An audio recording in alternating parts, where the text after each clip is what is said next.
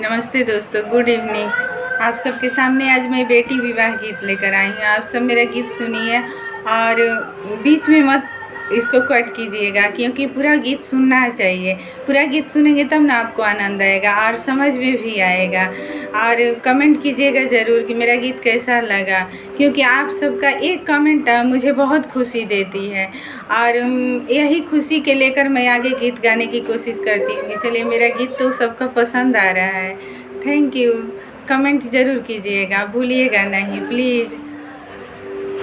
माड़वा के आसे हो पासे बसे ले सोनार, माड़वा के आसे हो पासे बसे ले सोनार, ऐसन हरवा गढ़ी है सोनरा हीरा मोती लाई, ऐसन हरवा गढ़ी है सोनरा हीरा मोती ला, पेन्ही ओढ़िया सुंदर बेटी मड़वा भैली खाड़, पेन्हिया ओढ़िया सुंदर बेटी मड़वा भैली खाड़,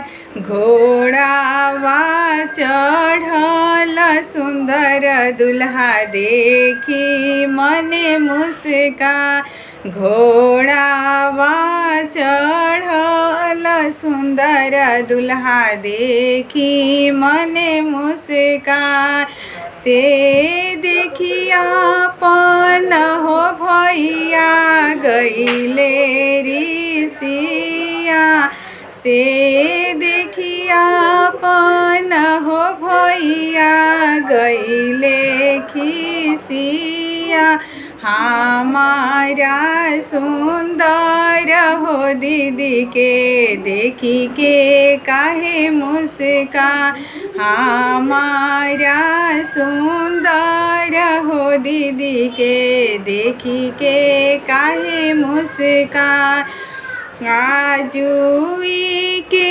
रतिया साल जी दीदिया तो हार, चीटू की सेंदूर वे साल जी सुभावा हमा, चीटू की सिंदूर वे साल जी सुभावा